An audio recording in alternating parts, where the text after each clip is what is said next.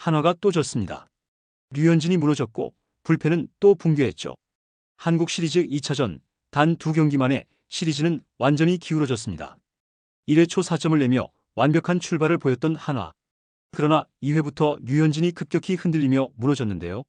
결국 이틀 연속 불펜이 초토화되면서 한화는 잠실에서 2연패, 이제 벼랑 끝에 몰렸죠. 하지만 이 참사의 시작은 오늘이 아니었습니다. 류현진이 흔들린 이유도, 불펜이 붕괴된 이유도 이미 플레이오프 4차전에서 예고된 비극이었죠. 그날 4점차 리드를 지키지 못한 이유, 그리고 그날부터 흔들리기 시작한 한화 선수단의 멘탈. 모든 건 김경문 감독의 결정에서 비롯됐습니다. 20년이 넘는 경력, 1000승을 올린 명장이라 불리지만 이상하게도 한국 시리즈 앞에서는 늘 같은 실수를 반복하는데요. 이번에도 마찬가지였죠. 오늘 영상에서는 류현진의 붕괴보다 더 충격적인 한화의 진짜 패인, 그리고 김경문 감독의 오판이 불러온 시리즈 2연패의 진실을 지금부터 하나씩 파헤쳐 보겠습니다. 한국 시리즈 2차전. 잠실 야구장은 한화의 함성으로 뒤흔들렸습니다. 전날 완패의 충격을 딛고 한화는 초반부터 LG를 몰아붙였는데요. 1회 초 황영묵이 첫 타석부터 우익수 앞 안타를 터뜨리며 포문을 열었죠. 이어서 리베라토가 삼진으로 물러났지만 문현빈이 강력한 타구를 날렸습니다.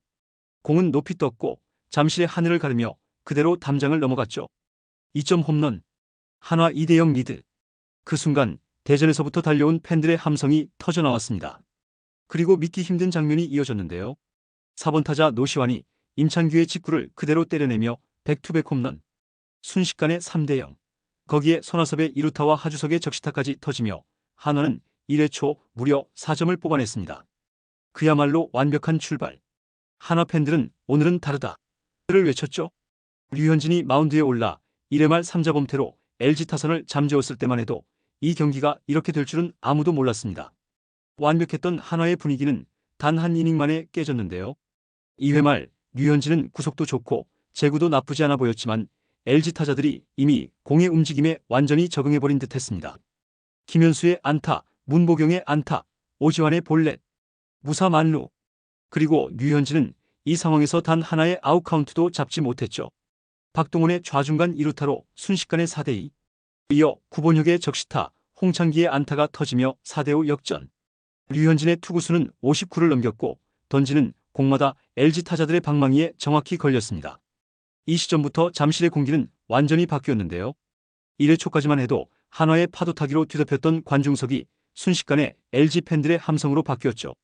하지만 김경문 감독은 아무런 움직임을 보이지 않았습니다. 벤치에서 그대로 앉아 있었고 류현진은 계속 맞아나갔죠. 결국 류현진은 단 2이닝 만에 5점을 내주며 4점 리드를 단숨에 빼앗겼고 한화는 그 뒤로 단 한 번도 주도권을 되찾지 못했습니다. 이날 경기는 단순히 류현진의 부진으로 설명되지 않습니다. 문제는 체력, 구위, 컨디션이 아니라 감독의 판단력이었는데요. 그리고 그 판단력 문제는 플레이오프부터 이미 예고된 일이었죠. 사실 모든 건 지난 플레이오프 4차전에서 시작됐습니다. 그날 김경문 감독은 4대0으로 앞서던 경기에서 이해할 수 없는 투수 교체를 감행했는데요. 에이스 폰세는 쉬고 있었고 불펜은 이미 한계에 달해 있던 상황이었죠. 하지만 김경문은 황준서를 올렸고 결과는 최악이었습니다. 삼성 타선을 상대로 아웃카운트 하나도 잡지 못한 채 실점, 그 뒤를 이은 김서현은 또 김영웅에게 동점 3런 홈런을 허용했죠. 그 한 이닝으로 경기가 완전히 뒤집혔고 결국 4차전 패배의 책임은 고스란히 불펜에게 돌아갔습니다. 문제는 그날의 후유증이 지금까지 이어지고 있다는 점입니다. 한화는 이날 패배로 플레이오프 5차전까지 치르게 됐고 불펜진은 그때부터 이미 무너져 있었죠. 정우주, 김서현, 박상원, 조동욱, 이 선수들 모두 체력적으로도 멘탈적으로도 한계에 몰려있는 상황입니다. 그런데도 김경문 감독은 한국 시리즈 1차전에서 또 9명을 투입했고 결국 2차전에서도 제대로 버텨줄 투수가 없었죠. 불펜은 지쳤고 투수 교체 타이밍은 매번 늦었습니다. 그런데도 김경문 감독은 마치 아무 일도 없는 듯 버티면 된다는 식으로 경기를 끌고 갔죠. 2차전 문제의 본질은 류현진의 구위가 아니라 감독의 판단이었습니다. 한화는 이번 시리즈 들어 유독 리스크 관리가 전혀 보이지 않는데요. 투수 운용은 즉흥적이었고 불펜 소모는 계산이 없어 보이죠. 결국 그 피로는 가장 중요한 한국 시리즈 무대에서 폭발했습니다. 한화를 이런 상황에 몰아넣은 건 김경문 감독의 오판과 자만심이었는데요. 그 자만은 이미 플레이오프 4차전에서 드러났죠. 4대 0으로 앞서던 경기. 그 경기를 잡았더라면 한화는 더 빨리 한국 시리즈에 올라올 수 있었습니다. 하지만 김경문은 이해할 수 없는 교체를 감행했고 그 한 번의 잘못된 선택이 모든 걸 꼬이게 만들었죠. 황준서를 올리고 이어 김선현을 던지게 하며 팀의 중심을 완전히 무너뜨렸던 그 경기. 그날의 후유증이 지금까지 이어지고 있는 겁니다. 결국 이번 2차전 패배는 단순히 류현진이 흔들린 게 아니라 김경문 감독이 스스로 만든 함정에 빠진 결과였죠. 4차전에서 마무리했더라면 폰세와 와이스가 완벽한 컨디션으로 시리즈를 준비했을 겁니다. 하지만 불필요한 자만심과 자신감, 그리고 이 정도면 이긴다는 안일함이 한화의 기세를 스스로 꺾었죠. 그 결과 한화는 한국 시리즈라는 가장 큰 무대에서 아무것도 할 수 없는 팀이 되어버렸습니다. 하지만 아직 끝난 건 아닙니다. 한화에는 여전히 이 시리즈를 뒤집을 두 장의 카드가 남아있는데요. 바로 코디 폰세와 라이언 와이스. 두 사람은 올 시즌 내내 한화의 버팀목이었죠. 특히 폰세는 리그 전체 다승 1위를 기록하며 신 그 자체였고 와이스는 시즌 중반 이후 한화의 구심점이자 리더 역할을 해왔습니다. 문제는 이 둘이 너무 늦게 돌아온다는 점이죠. 플레이오프 5차전에서 모든 걸 쏟아부은 여파로 한국 시리즈에서는 폰세가 3차전, 와이스가 4차전에 나서게 됐는데요. 이건 한화에게 양날의 검입니다.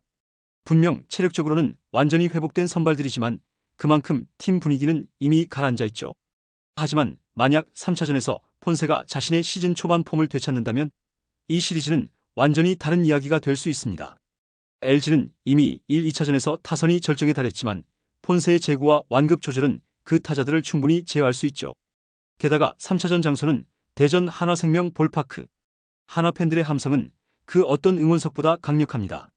폰세는 대전에서 올 시즌 평균 자책점 1.82, 와이스 역시 홈 경기에서 피안타율 2할 2푼 3리라는 압도적인 수치를 기록했죠. 둘 다 홈만 가면 완전히 다른 투수가 되는 유형인데요. 결국 이 둘이 홈에서 제 몫을 다해준다면 한화의 반전 시나리오는 아직 끝나지 않습니다. 이제 한화는 더는 물러설 곳이 없습니다. 한국 시리즈 2연패, 그것도 내용적으로 완패에 가까운 경기. 류현진마저 무너졌고 불펜은 이미 한계에 다다랐죠.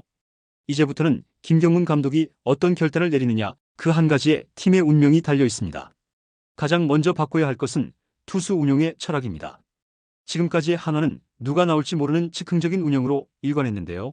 하지만 이제는 확실한 구심점을 세워야 하죠. 3차전 폰세, 4차전 와이스, 이 둘에게 철저히 중심을 맞추고 불펜은 가급적 최소한으로 사용해야 합니다. 또한 벤치 분위기를 바꿔야 합니다. 김경문 감독 특유의 무표정한 리더십은 정규 시즌에서는 차분함으로 통하지만 지금처럼 팀이 흔들릴 때는 오히려 독이 되는데요. 이럴 때일수록 선수들에게 아직 끝나지 않았다는 믿음을 심어줘야 하죠. 한화는 이번 시리즈에서 너무 일찍 체념하는 표정을 보여줬습니다. 감독부터 달라져야 합니다. 한화의 젊은 선수들은 아직 패배를 받아들이기엔 이른데요.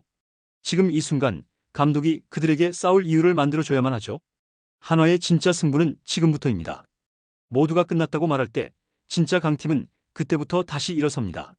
3차전 대전, 그곳이 한화의 마지막 불꽃이 될지 아니면 기적의 반전이 시작될 무대가 될지는 김경문 감독의 한 수에 달려 있습니다. 이번 영상은 여기서 마치겠습니다. 재밌게 보셨다면 구독과 좋아요, 알림 설정 부탁드려요. 그럼 오늘도 시청해주셔서 감사합니다.